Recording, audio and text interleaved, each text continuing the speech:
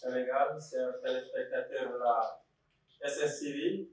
Ravi de vous retrouver dans cette émission par mon science.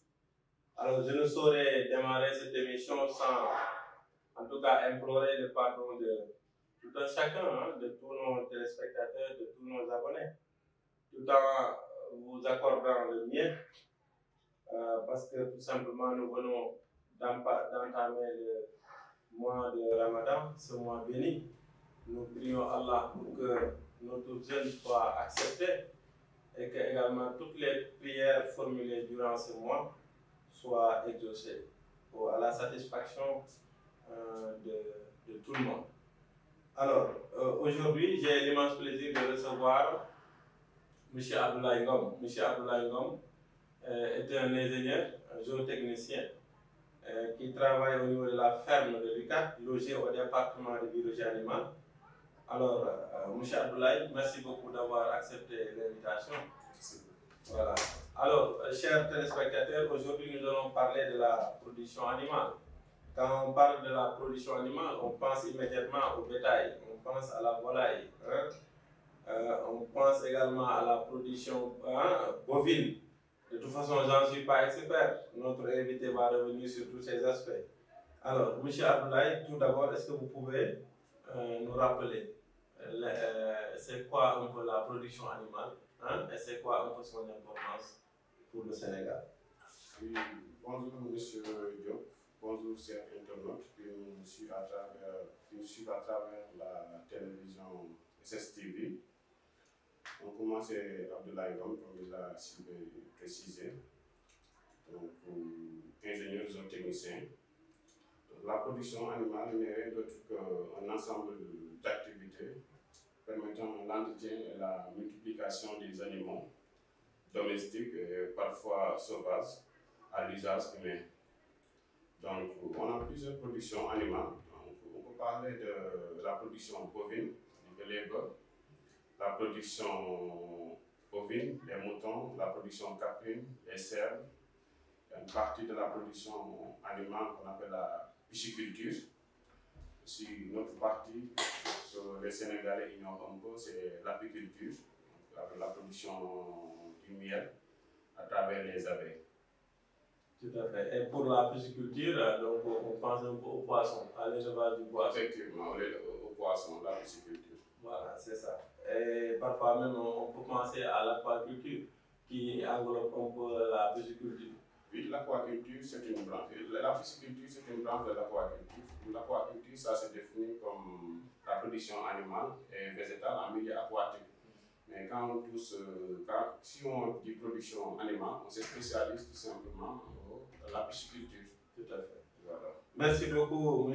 Abdoulaye Ngom, pour ces précisions. Abdoulaye, avant de poursuivre un peu sur les types d'élevage qui sont actuellement pratiqués au Sénégal, d'abord, la production animale, c'est quoi son importance? Pourquoi on a besoin vraiment de faire dans la production animale aujourd'hui pour un pays comme le Sénégal?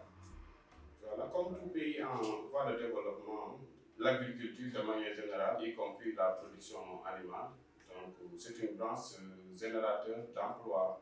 Ça permet la création d'emplois et surtout les jeunes, l'entrepreneuriat surtout, parce que c'est un domaine qui ne nécessite pas vraiment beaucoup de moyens pour débuter une activité. Aussi sur le plan de l'autosuffisance alimentaire. Donc la production animale nous permettrait aussi de s'autosuffire dans tout ce qui est produit d'origine animale. Tout à fait. De toute façon, on reviendra sur l'aspect entrepreneurial de ce domaine un peu de la production animale. Alors, M. Abdoulaye, quels sont aujourd'hui les différents types d'élevage qui sont actuellement pratiqués, qui sont actuellement développés au Sénégal? Les types d'élevage. Voilà les différents types d'élevage qu'on a ici au Sénégal et un peu partout en Afrique. C'est l'élevage intensif d'abord, et l'élevage extensif et semi-intensif. Donc il y a aussi l'élevage urbain et périurbain. L'élevage intensif, il s'agit de nourrir les animaux à l'eau, c'est-à-dire mettre les animaux dans un lieu précis. Donc, et on les nourrit en paille, foin de bonne qualité et du concentré. C'est-à-dire que les animaux ne se déplacent pas pour aller chercher de la nourriture. Les animaux sont stables sur place et nourris à l'ose.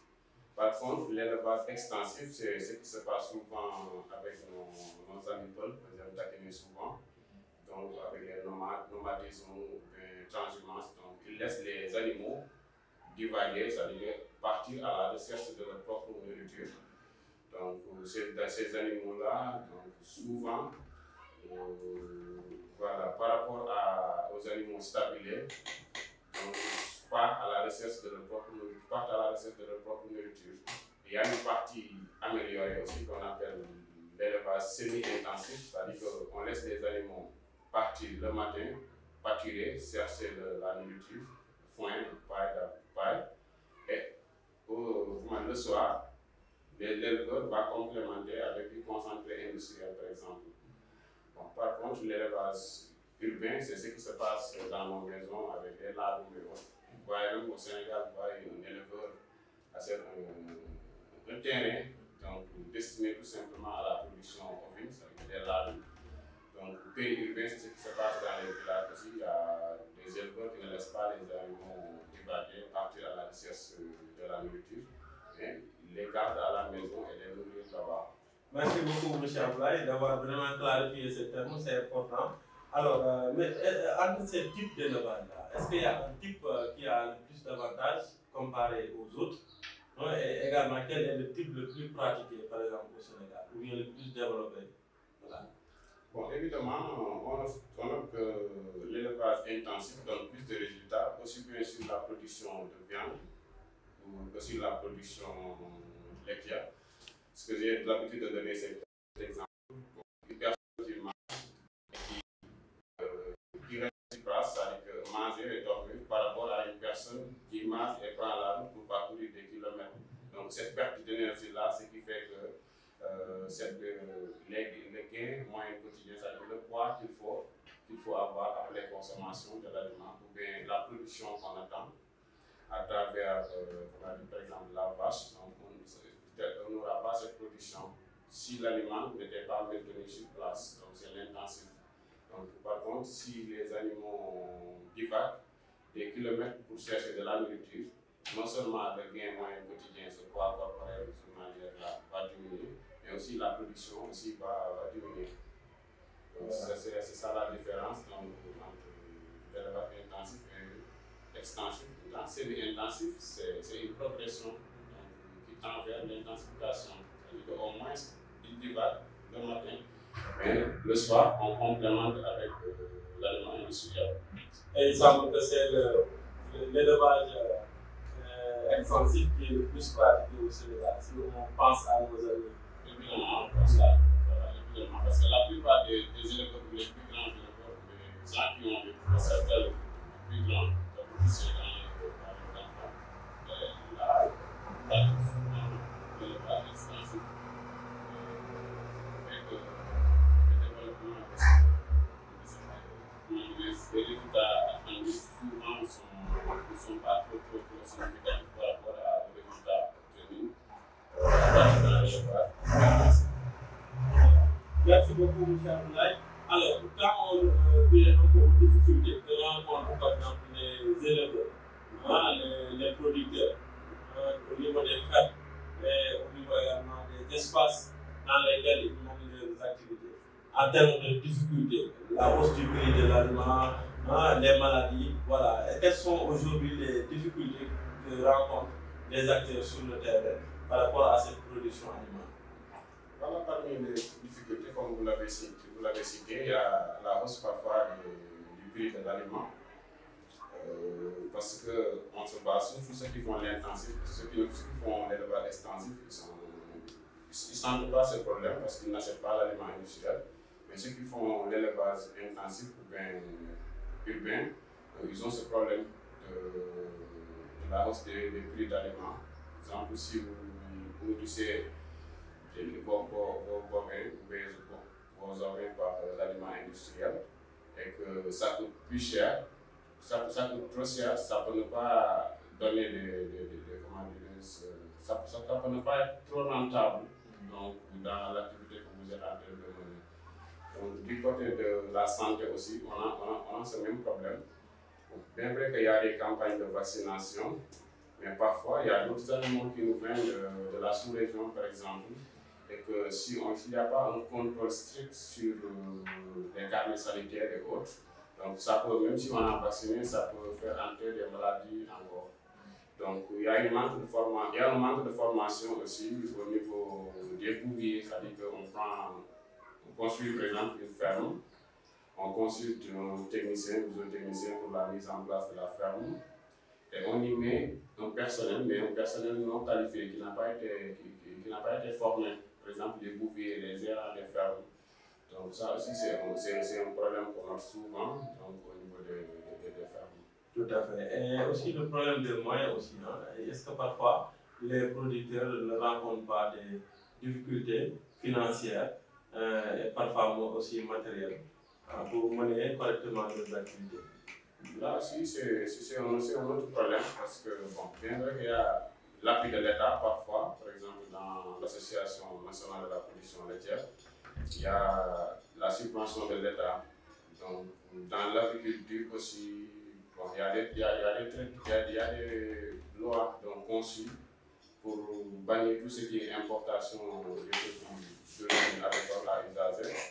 Donc, mais ça manque toujours parce que si on pouvait par exemple mettre en place des industries de transformation des produits d'origine animale comme les industries de transformation des produits laitiers par exemple, si vous allez à Dara, à Fouta, parfois en saison de pluie où il y a la disponibilité du lait, les éleveurs ont du mal à écouler le lait. Mais si on mettait en place côte à côte des entreprises donc, qui pourraient valoriser ce lait, donc ça pourrait aider les éleveurs à tirer un plus-value à travers leurs activités.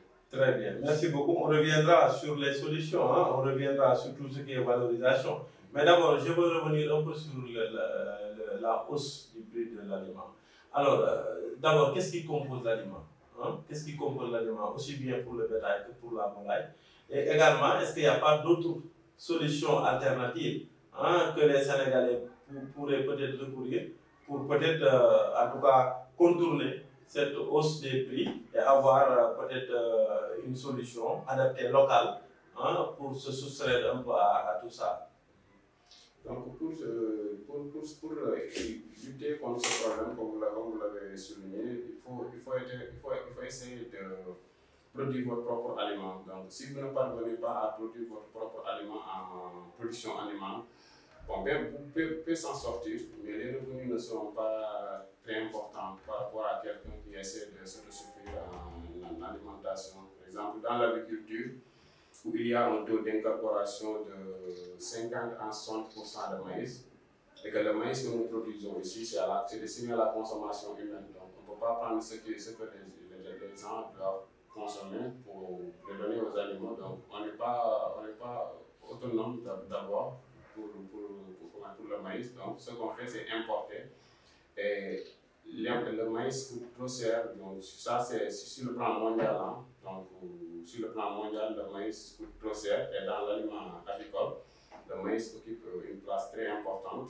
Ce qui fait que dès qu'il y a hausse du prix du maïs, ça va se répercuter sur le prix de l'aliment. Donc, de même que c'est le bétail, donc il y a le maïs, il y a le son, le blé parfois, tout d'autres, ça peut être tout autre d'arachide, ça peut être tout autre coton, mais la plupart c'est le maïs qui est importé. Donc, si on essayait par exemple de mettre en place un programme d'appui, donc essayer de pousser les éleveurs à aller faire la culture fourragère, ceux qui font production de viande, production laitière. Donc, ce qu'il doit faire, c'est aller faire la culture fourragère, essayer de, même s'il le faut, s'il ne peut pas avoir des hectares, alors, il faut essayer de louer des hectares, donc faire la culture fourragère et stocker l'aliment. Donc, ce qui fait que ça va les aider à diminuer un peu comment dire, le prix le coût de l'alimentation. Tout à fait. Voilà. Tout à fait. Et qu'en est-il maintenant par rapport à la production laitière? La production laitière aussi, quand on voit un peu nos races locales, parfois en termes de capacité de production laitière, on voit qu'en fait, voilà, c'est pas très très important.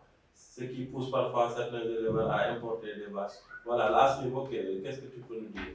Bon, comme tout le monde le sait, hein, donc, les potentiels d'un animal, c'est un rapport avec la génétique. C'est un rapport avec la génétique, c'est un rapport avec la zootechnie, la technique d'élevage, c'est un rapport avec la santé et l'alimentation. Par exemple, nos races locales que nous avons ici, c'est la race Gobra, la race Ndama, et le métissage entre Ndama et Gobra qui donne Djakore. Donc, parmi ces différentes races qu'on a ici au Sénégal, donc aucune n'est productive en termes de lait. Donc, au maximum, on peut avoir 4 litres par jour. Et si vous le comparez par exemple à la race Montbéliard ou Holstein, qui sont des races européennes, on peut aller jusqu'à 30 litres par jour. Donc la Holstein par exemple, Montbéliard entre 20 et 25 litres par jour. Donc comparé à notre race locale, c'est ce qui fait que on a mis en place une association d'intensification de la production laitière avec l'appui du ministère de l'élevage. Vous allez importer des génisses gestantes donc, qui vont jusqu'à parfois 1500 donc, chaque année donc, pour essayer de s'autosuffire en lait. Et parfois, ces races-là ne rencontrent pas, par exemple, des maladies. Hein? Est-ce que ces races sont bien adaptées, en tout cas dans les conditions locales, bien vrai qu'elles, en tout cas, fournissent, qu'elles disposent d'une capacité de production laitière beaucoup plus importante, ce qui est important pour notre pays, mais est-ce que aussi à côté, il y a des programmes, il y a des études qui sont faites pour voir un peu par rapport à l'adaptabilité de ces races-là, hein, par rapport à certaines maladies qui pourraient peut-être frapper. Et ça nous permettrait de faire une transition pour revenir un peu sur les maladies qui frappent en tout cas notre cheptel, mais aussi la volaille. Donc, évidemment qu'il y a des problèmes parce que, quoi qu'on puisse dire, les races locales sont plus résistantes par rapport aux races exotiques. Les races exotiques, rien que les intempéries, c'est-à-dire que la température et le climat et autres, donc ça peut causer le stress chez eux. Et le stress chez eux, ça bloque la croissance, si ça veut de la production laitière aussi, quand il y a stress, donc la production va certainement diminuer. Donc, on a un problème d'adaptation de ces races.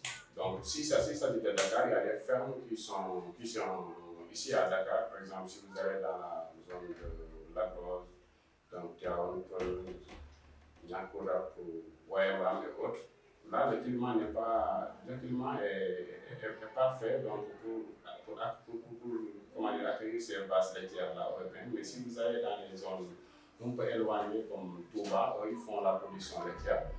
Donc là, on a des problèmes surtout avec la race Holstein qui est la plus productive, mais aussi la plus vulnérable en termes d'intempéries. Mais aussi, il y a les maladies. Donc, ce que nos races locales peuvent supporter, les races exotiques ne peuvent pas les supporter. Donc, voilà, c'est bien. Vous avez quelque chose à rajouter? Oui, c'est bon. Voilà. Et aussi, ce qui fait penser un peu peut-être à être dans le milieu. Par exemple, faire des croisements entre peut-être. Voilà. Est-ce que ça aussi? Voilà. On a fait ce programme au Sénégal, donc le programme d'amélioration génétique à travers l'insémination artificielle. Mais ça fait un moment que ce programme n'est plus en activité. Mais ça pourrait être une solution, c'est-à-dire qu'au lieu d'aller importer des vaches laitières directement de la France qui, arrivés ici, pourront avoir des problèmes pour s'acclimater. Donc, on pourrait faire des programmes, relancer les programmes d'insémination artificielle, essayer d'avoir des F1, c'est-à-dire des descendants avec 50% de zènes exotiques et 50% de zènes locales, ce qui fait que ces descendants auront au moins la possibilité de produire la moitié de la production du parent exotique. Donc, ces descendants de F1, donc on pourrait l'inséminer de nouveau pour avoir, comme vous le connaissez ici, en génétique, pour avoir 75%. 75%, on peut s'arrêter à 75%, par exemple à F2. De ce fait, ce 75% peut aller jusqu'à 18 litres par jour et peuvent s'adapter dans presque toutes les zones du Sénégal sans problème. Voilà, donc de 4 à 18 litres, je pense que M. Ngom, merci beaucoup encore une fois pour ces éclairages. c'est de 4 à 18 litres hein, pour avoir en tout cas un type hein, de vache qui va faire non seulement le travail en termes de production laitière, mais qui va s'adapter également aux conditions locales. Je pense que ça, s'il y a eu des programmes qui étaient réalisés, je pense que ces programmes-là devraient être relancés. C'est ça que les gens doivent faire. Là, je ne pense même pas que les gens doivent négocier sur ça. C'est quelque chose que nous devons faire pour un peu augmenter notre production laitière. Et merci beaucoup vraiment, M. Ngom, pour tous ces éclairages. Maintenant, par rapport aux maladies, quelles sont aujourd'hui les maladies qui frappent le plus la volaille, le bétail dans nos pays? Bon, du côté, comment dirais-je, de la volaille, on a souvent les maladies qui sont récurrentes, comme la maladie de Newcastle, donc la maladie de Gumboro, parfois on a Marek aussi, et une maladie qui est en train d'être éradiquée, c'est-à-dire que la grippe aviaire. Mais parmi toutes ces maladies, il y a des précautions, il y a des vaccinations. Donc la grippe aviaire, surtout, non seulement il y a le programme de vaccination, mais aussi il y a des lois comme l'arrêté ministériel, donc 77-17, qui interdit tout ce qui est importation de produits d'origine avicole à usager. Non seulement ça facilite de lutter, ça permet de lutter contre l'expansion de ces maladies aussi, mais ça favorise aussi l'expansion de la filière avicole au Sénégal, parce que si on arrête tout ce qui est importation de produits d'origine avicole, c'est-à-dire que les cuisses, les ailes et tout, auparavant on importait ça. Mais depuis 2005... Nos amis Ndiaye en prenaient beaucoup, hein. Je pense au professeur Madi Ndiaye, hein, et voilà, le père de Ndiaye. Donc voilà.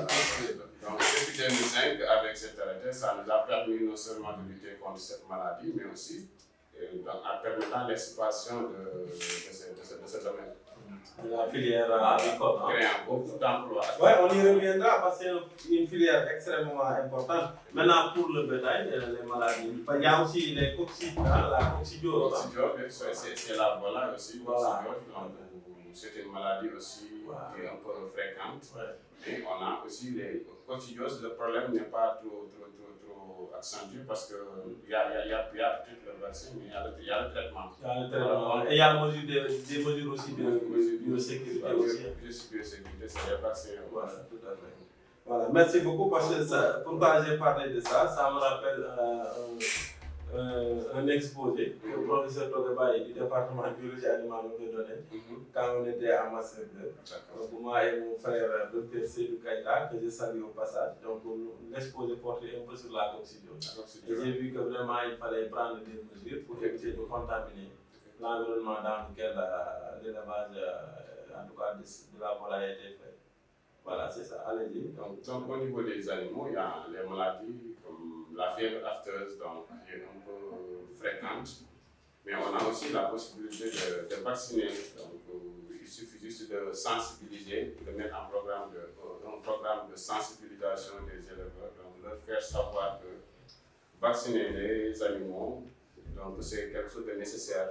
Non seulement ça va rentabiliser votre production, par exemple ceux qui font production laitière avec une vache Holstein par exemple, qui peut coûter jusqu'à 1,6 million au minimum. Donc si on vous dit de vacciner, que vous refusez de vacciner, vous ne respectez pas la prophylaxie sanitaire, donc, et que la maladie la frappe, vous perdez sur le coup 1,6 million. Et s'il s'agit d'un secteur de 20 vaches laitières, donc cette maladie est très mortelle. Donc, vous allez perdre. Donc, ce qu'il y a lieu de faire, c'est de sensibiliser les éleveurs à vouloir faire les vaccinations. Il y a aussi la fièvre de la vallée du Rift, il y a aussi peste des petits ruminants, il y a brucellose, donc il y a plusieurs maladies qui sont là présentes. Mais ce qu'il y a lieu de faire, c'est de respecter les mesures de biosécurité, de vaccination, les mesures préventives. Quoi. Tout à fait. Merci beaucoup. D'ailleurs, vous avez même enchaîné avec les solutions, hein, parce que pour les solutions, il y a la valorisation des produits d'origine animale. À ce niveau aussi, est-ce qu'il y a des choses, par exemple, le fromage yaourt, au niveau de la valorisation, qu'est-ce qu'il faudrait faire? Bon, comme toute production, hein, plus que la scène a tendance à s'accélérer, c'est-à-dire que plus qu'on tire sur la longueur au niveau de la scène alimentaire, plus que les bénéfices seront importants. Par exemple, quelqu'un qui fait la production laitière, il vend le lait brut, le litre à 500, 600 francs. Donc, si vous passez à la transformation du lait en lait caillé, de lait brut en lait caillé ou bien en yaourt, donc vous allez donner plus de valeur au produit. C'est-à-dire que le yaourt coûte actuellement 1300 le litre. Donc, il suffit d'utiliser les ferments, de pasteuriser, donc d'utiliser les ferments lactiques et produire votre yaourt. Au lieu de vendre à 600 le lait brut, vous vendez à 1300 le yaourt. Donc, il y a aussi une possibilité de produire du fromage. Donc, ce qu'on doit faire en réalité, c'est d'essayer de valoriser les produits, à travers la transformation. Elle a mis en place des infrastructures également. Évidemment. Donc, surtout ça, et ici, bon, pourquoi pas essayer de former la population, surtout les jeunes, à vouloir faire des formations accélérées, donc dans le domaine de la production animale, des formations de 3 mois, des formations de 6 mois. Donc, comme ça se fait au niveau du Centre national d'agriculture avec le Dr Makhtar Diouf, que je salue au passage. Donc, il est en train de faire ce travail en collaboration avec la 3FPT. Voilà. Merci beaucoup. Vous faites partie aussi d'une association. Vous faites partie aussi d'une association qui fait un peu dans l'importation de 1500 tonnes par an. Donc, à ce niveau aussi, quel est l'objectif que vous visez? Donc, c'est l'ANIPL, donc l'Association nationale d'intensification de la production laitière, qui regroupe tous les producteurs laitiers. Donc, en collaboration aussi avec le ministère de l'élevage, donc depuis 2017 avec Aminata Mbengue. Donc, on a commencé à importer des vaches laitières de l'Europe. Et que c'est une association qui regroupe les éleveurs. Donc, ce qu'on fait, c'est que chaque fois qu'il y a le décide d'importer chaque année, donc on convoque les éleveurs, donc on leur donne le programme, donc ce qu'il faut faire pour avoir accès à ces vaches-là, c'est le versement et toute la partie que le ministère va subventionner et les faire venir en bateau. Donc, les amener au niveau de la ferme agro-pastorale du lac. Donc, je salue au passage, donc ils ont l'habitude d'accueillir des étudiants là-bas en stage. Aussi, faire appel à tous les éleveurs pour faire le tirage et distribuer les vaches laitières. Donc, maintenant, comme recommandation à leur niveau, donc, ce qui manque, après la distribution de ces vaches, les matériels, parfois des machines à traire et autres, donc c'est le suivi qui manque. Il y a des personnes, moi on consulte souvent pour me vendre des vaches laitières. Presque, j'en prends une grande partie une année après distribution. Parce que les personnes qui ont pris ces vaches-là ne s'y connaissent pas beaucoup. Donc, une année de production, quand ils commencent à avoir des difficultés, ils savent que cette vache coûte trop cher, pour ne pas la perdre, ils préfèrent la vendre. Donc, s'il y avait un suivi, une formation à ces éleveurs, destinée à ces éleveurs-là, pour les préparer à bien accueillir et entretenir l'aliment, ça serait mieux. Parce que j'ai noté que la plupart de ces gens-là peuvent se lancer, mais ils ne vont pas continuer l'activité. Aussi, on a beaucoup de mortalité aussi due au manque d'acclimatation, d'adaptation. Ça veut dire qu'il y a un réel besoin de formation. Donc, et ça nous permet un peu de faire une transition pour aller vers un peu la formation. Aujourd'hui, par rapport à l'aspect formation, quelle appréciation vous faites par rapport à ce que vous observez aujourd'hui au Sénégal? C'est les éleveurs, mais également vous êtes dans un département qui offre une formation de qualité en matière de production animale, coordonnée ou bien dirigée par le professeur Madidja, et que nous saluons au passage, qui a été notre professeur à nous tous, qui est professeur, un coucou. Et nous prions Allah, en tout cas, de vous donner beaucoup de longévité et une très bonne santé. Je pense que vous avez formé pas mal de générations et c'est le lieu vraiment de vous remercier au nom de toutes ces personnes-là qui sont devenues aujourd'hui des responsables, parmi lesquels, en tout cas, je fais partie, M. Ngom également, qui fait partie des dernières générations aussi, fait partie. Donc, merci beaucoup, professeur. Donc, voilà, par rapport à la formation, qu'est-ce que vous pouvez nous dire? Donc, comme vous l'avez dit, le professeur Madi Ndiaye et son coordinateur aussi, Dr. Raymond Ngom, qui prônent beaucoup pour l'entrepreneuriat des jeunes dans le secteur de la production animale. Donc, et ils nous accompagnent vraiment sur l'ensemble des activités que nous sommes en train de mener. Donc, dans tous les plans, voilà, comme vous l'avez dit, la formation, s'il s'agit de la formation académique, comme universitaire, par exemple à l'ECAD, il faut impérativement faire 2 ans de production de biologie animale, biologie, tout ce qui est physiologie animale, tout ce qui est embryologie, donc tout ce qui est parasitologie d'abord, et ensuite passer à une sélection en niveau licence. Donc après la sélection, vous êtes maintenant, si vous êtes sélectionné, vous pouvez faire la formation. Et la formation, donc tous les professeurs presque nous viennent de l'école vétérinaire, c'est des zootechniciens, c'est des docteurs, c'est ceux qui sont spécialisés en clinique, en bromatologie, en nutrition animale, donc en reproduction, soit reproduction naturelle ou reproduction artificielle. Donc tout ce qui est technique de transformation, on l'avait fait avec Madame Leitz, qui est là-bas au niveau du département, que je salue au passage. Donc tout ce qui est dans la transformation de produits d'origine animale, que ce soit laitier ou bien carné. Donc il y a aussi M. Zanfa que vous avez invité ici, que je salue au passage, qui nous avait fait l'aquaculture, donc production animale, l'aquaculture s'y incorpore.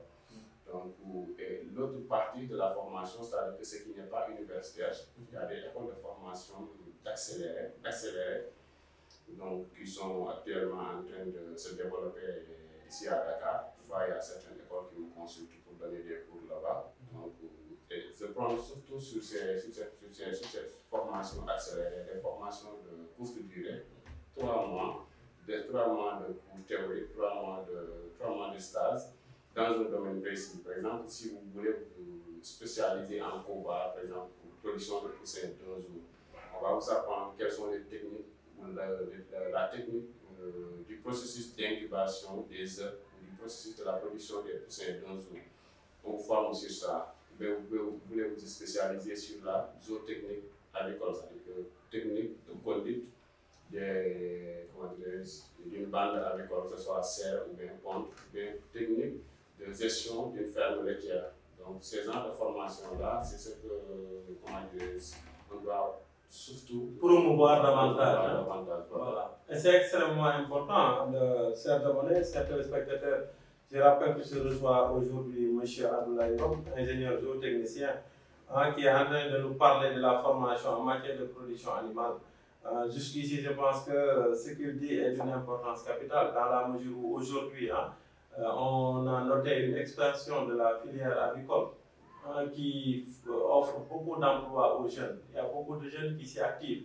Et ces jeunes-là ont besoin d'être formés davantage à travers des formations courtes et professionnalisantes, comme diversifier un peu les aspects d'intervention, ce qui va permettre en tout cas, avoir plus de bras, et chaque bras est spécialisé dans un domaine précis ou bien à un niveau précis dans le domaine en question. Et je pense qu'il y a lieu encore de remercier, encore une fois, le professeur Madi pour cet esprit d'entrepreneur. On voit que ce master vraiment est très important et aide beaucoup de jeunes à trouver, en tout cas, avoir des aptitudes professionnelles précises et à pouvoir à pouvoir intervenir sur le terrain pour régler un peu des problèmes en matière de production animale.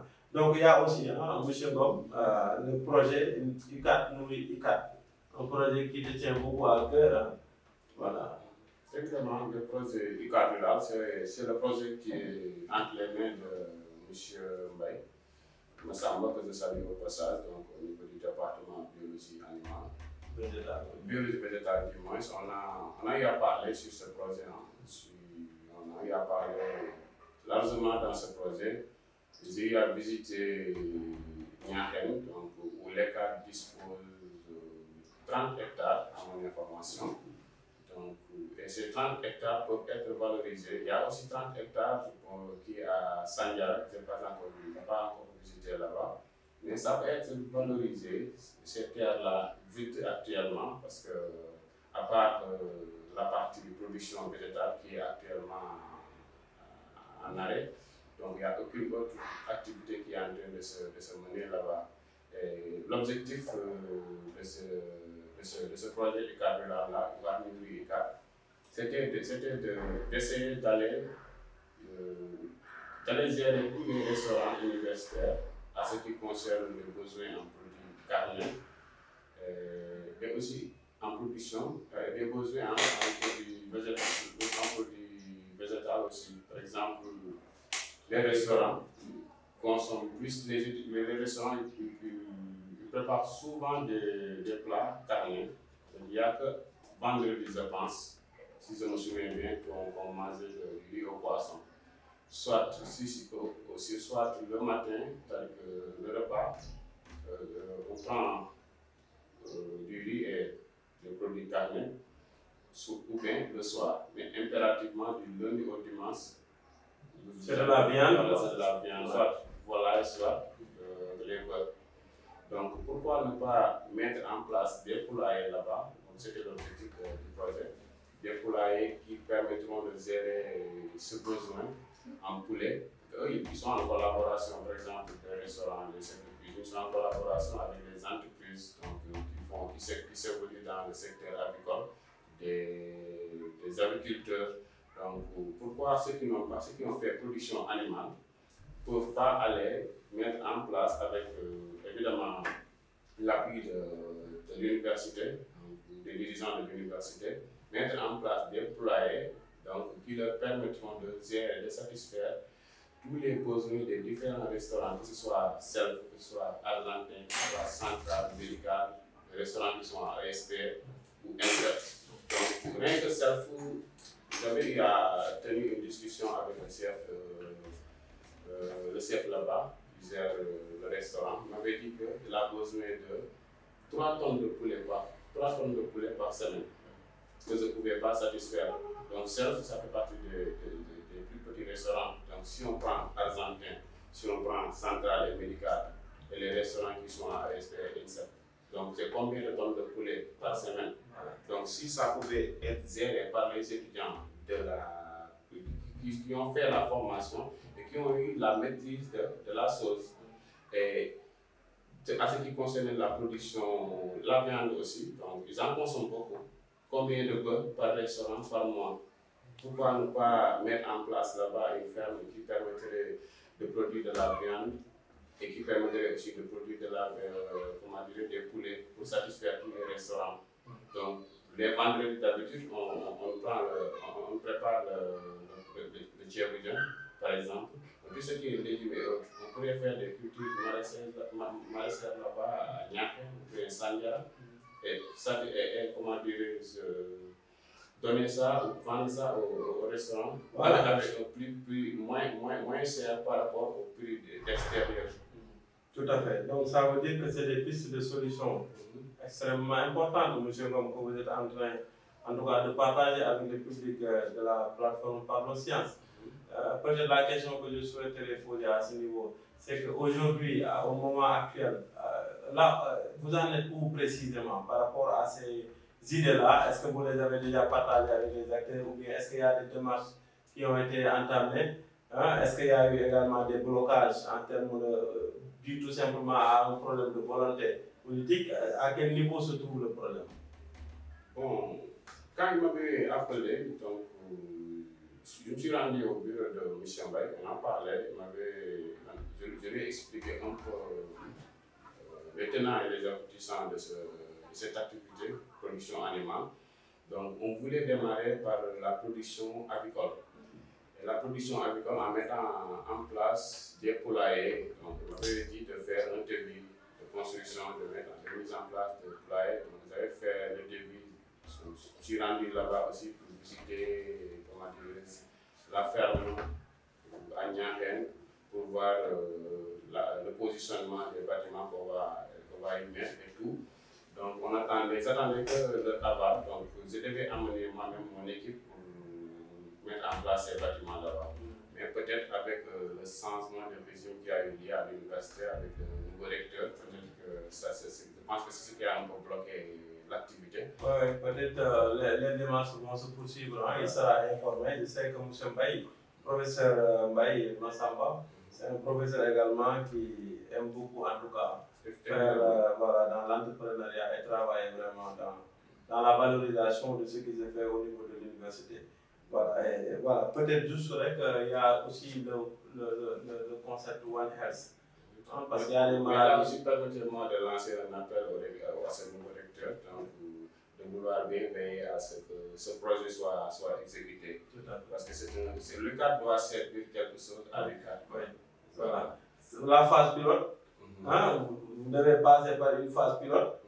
Également, ça règle le problème du chômage, hein, des étudiants qui sont formés au niveau du l'UCAD.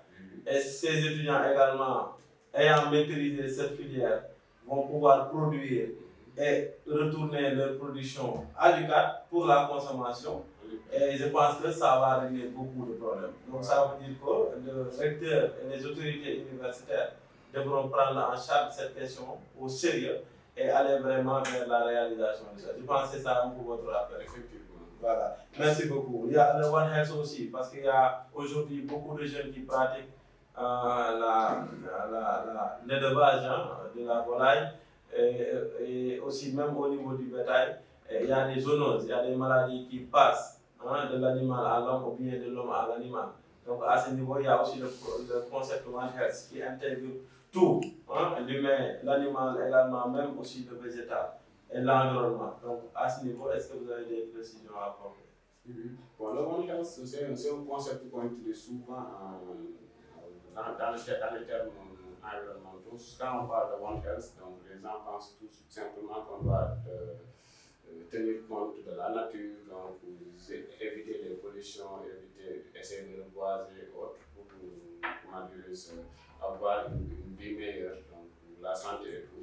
Mais il faut savoir aussi que les animaux donc, font partie de ce concept de One Health. Parce que si vous avez par exemple un animal malade, par exemple la tuberculose qui est une maladie causée par le bacille de Koch, donc cette maladie peut être transmise de l'homme à l'animal et vice versa. Donc si vous ne savez pas, si vous n'entretenez pas les animaux, ou si vous ne gérez pas la santé des animaux, vous-même pouvez être contaminé par vos animaux. Donc, et vice versa, c'est ce qu'on appelle le terme que vous avez cité tout à l'heure, zoonose. Donc, on doit veiller à ce que les animaux, on doit veiller sur la santé des animaux. Donc, pour en retour, voilà, se protéger. Voilà. Même aussi une viande qui est contaminée, un animal qui est malade, on la bat.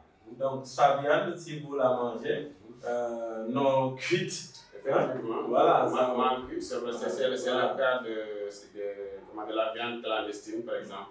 Nous allons dans le marché, nous achetons de la viande sans savoir que est-ce que cette viande a été, est-ce que l'animal a été abattu à travers les abattoirs, donc comme Sodas par exemple.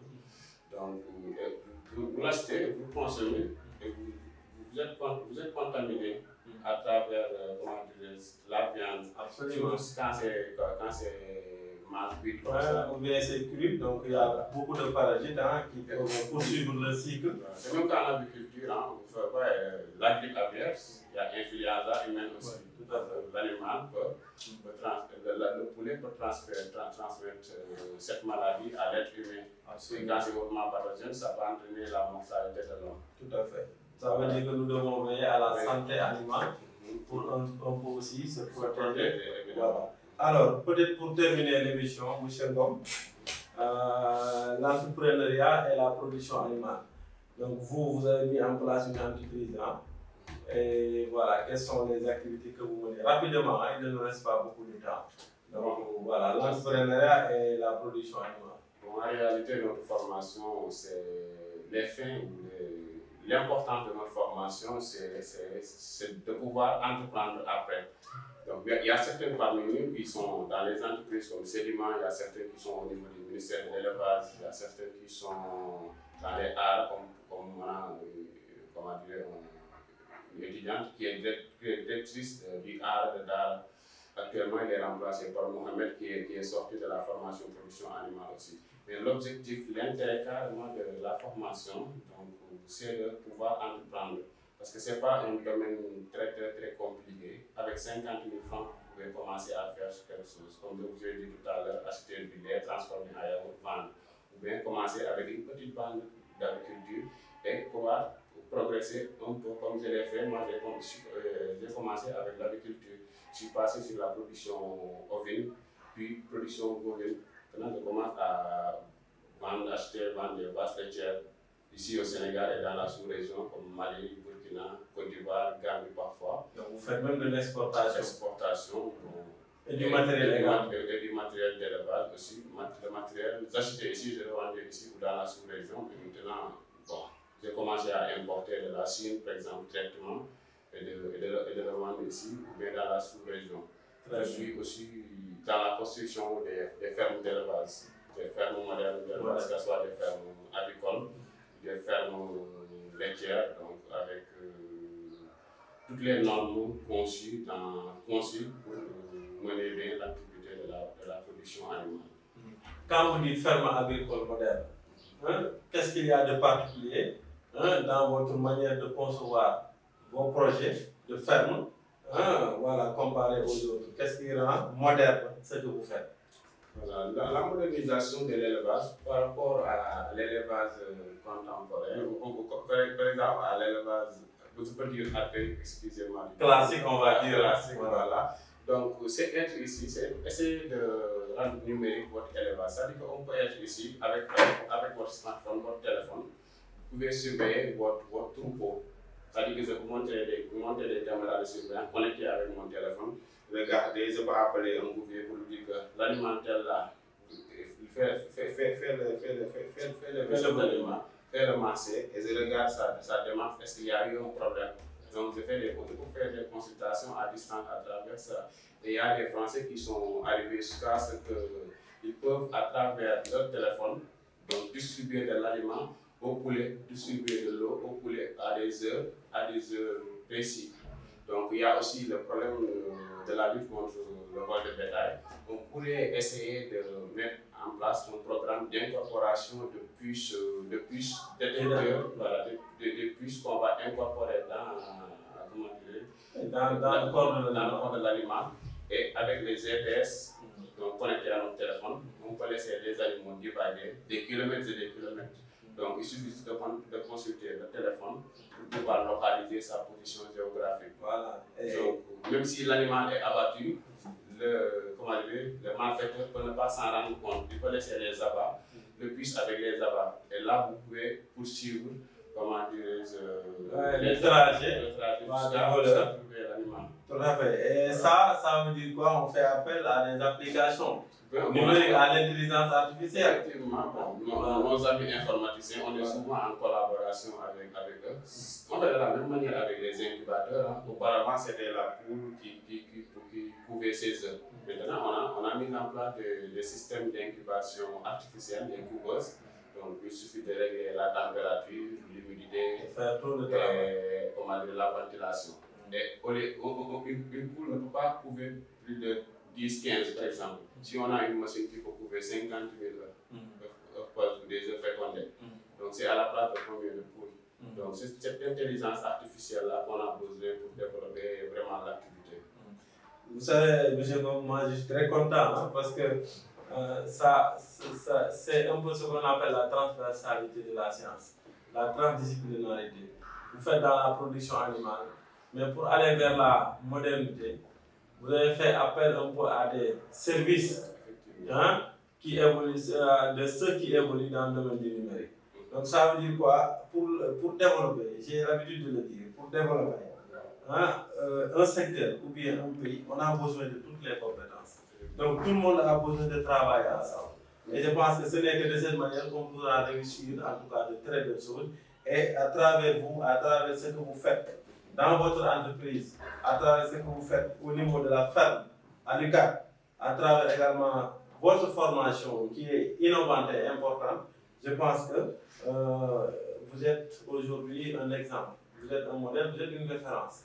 Vous avez fait votre étude, on reviendra rapidement sur votre parcours pour que au moins les étudiants qui sont en L3 puissent en tout cas être conscients de ce caractère qui doit en tout cas les animer pour aller vers les opportunités et aller se faire former et aussi avoir le courage de mettre en place des choses dans le domaine de l'entrepreneuriat. Et vous, du début à la fin, je pense que c'est ce que vous êtes en train de faire et vous êtes une fierté pour nous. Donc, M. Ngom, nous venons de terminer la version, en tout cas française de l'émission, peut-être en 2 minutes. Je sais que c'est un Ngom souvent ça renvoie à un Sérère, je sais que vous n'êtes pas Sérère, vous m'avez dit Lébou. Donc peut-être vous allez en 2 minutes Ngom résumer ça en wolof. Donc peut-être di waxtaan ak sunu mbokku téléspectateurs yi di leen nuyu bu baax di leen tatagal ci weeru koor bi di leen ñaanal di ñaan sunu yàlla sunu borom weer bi ñu dugg képp koo xam ne am nga ci aajo yàlla fajal la say aajo yàlla nangu ñu sunu jàmm yàlla fulal ñu ko te aar ñu sàmm ñu génn ci jàmm ak salaam ñi nga xam ne ñooy way dawal yi aussi yàlla ñu yàlla yërëm ci barke weeru koor bi donc tey ñu ngi waxtaan li ñuy wax production animale waaw mooy lépp loo xam ne dinañ ci wàllu élevage élevage ci wàllu ginaar yi wàllu nag yi xar yi bëy yi ak lépp loo xam ne production laitière wàllu meew mi donc tey ñu dalal koo xam ne moom la ñuy wax monsieur Ngom Abdoulaye Ngom di un jeune entrepreneur di ingénieur géotechnicien moom mu yëngu ci wàllu boobu xam-xamam xarañte bu baax a baax a baax donc monsieur Ngom xanaa nga tënkal suñuy téléspectateur rek lan mooy production animale ak lan mooy njëriñam ci tënk bu gàtt rek. asalaamaaleykum ñu ngi seetaan donc ñu ngi leen di nuyu di leen ziare si weeru koor bi ñu nekk di leen baal ak di leen baal ak donc comme ni ñu ko waxee tuuti si français donc production animale mooy lépp li nga xamante ni mu ngi basé wu ci wàllu yar ak wàllu yar mala ko mu nekk mala boo xamante ni bu doomu aadama di mujjee jariñoo la si wàllu dundam li muy lekk te mala boo xamante ni aussi lu doomu aadama di mën a jariñoo la comme si wàllu liggéeyam comme si wàllu lu mel ni seen xaj boo xamante ni dañ koy utiliser pour muy garder troupeau lu mel ni fas boo xamante ni lekk ñu ko comme ici au Sénégal mais dinañ koy utiliser si wàllu liggéey bi comme liggéeyu tool liggéeyu transport et tout donc à part loolu am nañ beneen production bu ñuy wax si wàllu ginaar donc ginaar comme production yaram ginaar si wàllu viande bi c'est-à-dire que chair bi ndawal bi wala aussi si ay nenam donc ñu koy soxla am nañ beneen fànn aussi bu ñuy wax si côté production laitière mooy meew bi ñuy war a bi ñu am si nag yi donc mu doon meew boo xamante ne dañ koy jël jëfandikoo ko noonu directement wala dañ koy jël woyal ko lu mel ni defar yaourt wala lu mel ni mooy soor lu ñuy wax soor bu fekkee brut la lu ñuy wax meew bu fekkee transformé la lu ñuy wax meew côté lu mel ni aussi apiculture mooy production mooy yarum yàmb lañ koy wax mooy abeille donc ñu ngi koy liggéey lu mel ni si forêt classée de Mbao wala dañ ko am ne benn structure boo xam ne ñu ngi fa jàppale ndaw yi ak jigéen ñi surtout si côté production miel donc y a une partie aussi si côté aquaculture mais pisciculture particulièrement zone yi nga xamante ni xaw nañu sori Dakar wala amul géej zone yooyu d'habitude mën nañ def lu mel ni pisciculture jënd yar ko avec la reproduction artificielle bi ñu faral di def si nag yi noonu lañ koy faral di def si jën yi donc pour permettre population boobu même bu ñu amul géej ñu mën a dund si jën yooyu ñuy yar du am benn différence. jërëjëf donc production animale donc mën na jàpp ne lu am njëriñ la ci réew ci wàllu autosuffisance alimentaire. effectivement donc autosuffisance ay dina permettre tamit duñu jéggaani dara comme benn produit boo xamante ni mu ngi koy soxla ko mu nekk yàpp ko mu nekk meew ko mu nekk ay nen ñu koy produire fii aussi dina permettre aussi ndaw yi réew mi aussi mën ci am si luñ jàpp c'est-à-dire que duñu xaar lépp rek si état parce que état mënul jël ñëpp donc il faut kenn ku nekk jéem a essayer def sa benn activité boo xamante ne dina la mën a permettre nga mën a gagner sa vie dimbali aussi ñi la jege. te yaa ngi ciy defaale consultance taxawal nga sa entreprise. voilà maa ngi ciy defal consultance maa ngi liggéey ci côté construction ferme ñi nga xamante ne dañuy soxla ferme pour mettre en place de A à Z même parfois animaux yi ak matériels yi ngay soxla yëpp donc mooy kii même le personnel boo xamante ne nii dañ koy liggéey man ma leen di jël ma former leen donc ci domaine boobu pour ñu ñëw après doon sa ay gérant donc je fais aussi des formations à distance yenn saa yi comme lu mel ni Malien yi wala Burkinabé yi donc dañuy defal ay formation actuellement je me prépare pour benn formation bu ma war a defee du côté Côte d'Ivoire. Très bien. jërëjëf te sa loolu daf may permettre su ma laajte sa parcours. maanaam monsieur Ngom yow fan nga jaar fan nga defee sa primaire fan nga defee sa collège fan nga defee sa lycée voilà sa parcours rapidement rek. parcours bi bon maa ngi juddoo Thiaroye-sur-Mer doomu Thiaroye doomu Thiaroye. donc j'en suis trop fier moom d'être comment dire. Thiaroye waaw on peut dire. donc école Malick Diop la moom la ñuy wax école 2 moom la ñuy wax école Malick Diop fa laa defee primaire donc foofu tey maa ngi am benn sama benn professeur bu muy nuyu monsieur Demba Diagne depuis Thiaroye-sur-Mer xamante ni c'est un des enseignants qui m'a plus marqué dans cette école. mu liggéey foofu après en 36e ma dem CM les Martins bu nekk Thiaroye 44 Thiaroye Camp Thiaroye là aussi bon j'ai des professeurs que je dois saluer comme monsieur Gaye comme monsieur Akibodi PC comme monsieur Ndiaye benn professeur anglais vous allez certainement me faire part. non y a pas de problème.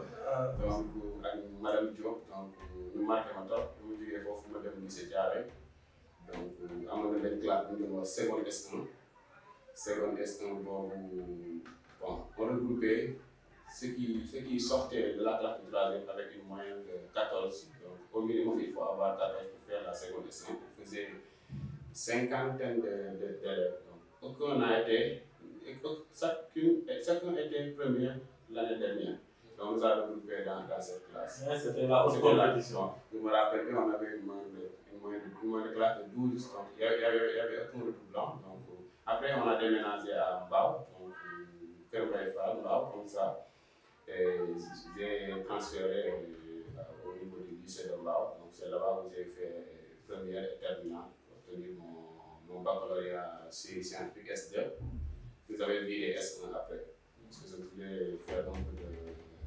biologie ou autre. Ensuite on orienté à l'université rapidement rek. Voilà puis orienté à l'université ma def première année de biologie animale deuxième année de biologie animale et troisième année je me suis spécialisé en production animale donc après l'obtention de ce diplôme d'ingénieur je suis parti pour faire 2 ans d'expérience et je suis revenu pour m'inscrire en master production animale pour mieux améliorer comment dire mes compétences dans le domaine. En tout cas jërëjëf Abdoulaye kontaan nañu bu baax sànq bi ngay présenté wu lim nga pour certains professeurs Ndiaye qui vous avez en anglais donc moom dañ koy jéem a testé ci benn minute rek comme professeur Ndiaye xam naa yaa ngi suivre émission bi sa ancien élève bi nga xam ne tey responsable la macha allah am xarañte bu am solo ci wàllu production animale dama la koy poser question boo xam ne xëy na mu nga ko bëggoon poser dama naan ko mu résumé ci ñaari simili ñaari minute li nga xam ne mooy production animale mu defal la ko ci anglais pour nga xam lan lay yëngu so that we just need to ask him our guest today which is called Mr. Abdoulaye Ngom to summarize what he was talking about animal production. So can you just explain to your teacher from high school in order to let him understand what you're doing? Okay, hello, I will say Mrs. Ndiaye again. Or maybe some people are watching us and they don't understand French, maybe they understand English. No, it's an advantage to explain what we are talking about here in English. Animal production, how they have defined it in French, is technology applied to keep animals for the profit of human. I mean, when we're talking about animal production, we're using dairy cows like milk production, we're using poultry farming, poultry farming like the chickens. We're using aquaculture, in particular with the fish farming, and we're talking about another way like agriculture. I mean, which means beekeeping, you know. And we have also the possibility to produce and make transformation of the different kind of product we use. We have done during the production. So, about the transformation, we can transform the milk from milk to yogurt, or we can say the cheese also. And I'm speaking French because Yeah, don't worry. the debate was about France. Yeah. So, and what I have to tell the young generation is try to keep their own things, don't way the government, don't way the state.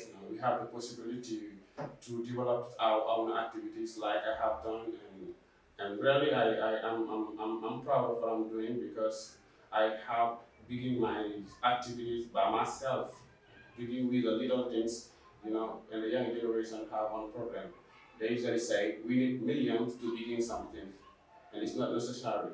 You can get, for example, 50,000 francs CFA to begin one activities, and you grow little by little with the activities until you get on the top.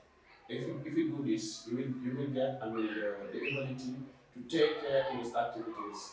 But if you wait the government or the state, you write your project and you're waiting for the government, you will lose time. And even if the government give you money to realize the projects, you don't have knowledge to take care of the project because you have not done step by step. What I invite the young generation to do is try to create their own activities and going step by step. Exactly. Yeah. Thank you, Mr. Ngom. I think, Mr. Yai, I guess, I imagine that you are really so proud of your student. Mrs. Yai, of your student, Mr. Ngom. I think you do understand what he was explaining. As he said, I think your message is very important and useful for the young student, young generation. As I can just take this example with this Speaking Science platform. At the beginning, I started, I think, 2015. Nothing was easy. I have to go around in order just to explain scientists. I have a kind of Speaking Science platform that I would like to run, and I would like to invite you just coming around, explain, sharing your data, sharing your outcome with scientists, with Senegalese people, because they need to know. And we just need to be confident to start step by step and keep hard working. And that is free, that's the mentality. We just need to do it. We don't know to let them know we can do. You just need to start somewhere and still working hard. I think these things that we're trying to explain, I'm so proud of you. Maybe one last word that you have to your teachers like Professor Malinja, Dr. Onim, and your friends at the university. Just last word, we will finish our show today. Thank you again. French or in English? Non, en français. Pour vous mettre en terme de cette émission, vraiment j'ai le plaisir d'avoir participé à cette émission. Donc, comme il l'a si bien dit, c'est de relancer un peu l'administration, ceux qui gèrent la production animale, Dr. Raymond Diom, le coordinateur et le professeur Madiaye, de pouvoir un peu élargir le domaine relationnel, c'est-à-dire la relation entre la formation et les entreprises de production animale. Donc, essayer de faire des collaborations qui permettront aux étudiants de bénéficier des stages à la fin de la formation, mais aussi peut-être de les accompagner sur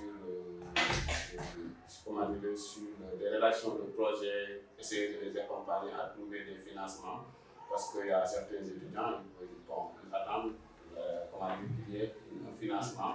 Donc, par contre, il y a d'autres comme moi qui peuvent démarrer une activité avec une petite somme d'argent. Donc, par contre, d'autres font le contraire. Maintenant, je sollicite à ce qu'ils essayer de comment dirais-je, développer plus cet aspect. Hein?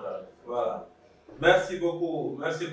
Gom. Donc, merci beaucoup, chers téléspectateurs de la SSTV, chers amis de la plateforme Parlons Sciences. Papa Gaye était à la réalisation technique. Hein. Je ne vais pas manquer quand même de prier pour le père de Papa Alisek, mon collaborateur au niveau de cette chaîne de télé, qui est un partenaire de la plateforme Parlons Sciences. Donc, Papa Alisek a perdu son papa, que je trouvais toujours ici quand je venais enregistrer les émissions, qui ne ratait aucunement les heures de prière, qui les priait à temps et qui demandait à tous ses enfants, à toute sa famille de prier à côté de lui. Donc nous prions que la terre de Touba Baké soit légère sur vous. Et nous prions également que Allah subhanahu wa ta'ala vous accorde son pardon et également veille sur votre famille, sur vos enfants que vous avez laissés derrière. En tout cas, c'est un hommage de la plateforme Parlons Sciences que vous avez hébergé dans votre maison. Donc, donc, encore une fois, Dr Raymond, je vous dédie cette émission. Dr Raymond Dion, qui est un collègue, un doyen au niveau du département, qui est très généreux, qui aide beaucoup les étudiants, qui fait le travail avec passion. Remercier également tout le département de biologie animale à travers le chef, professeur Malik Fall, mais également à tous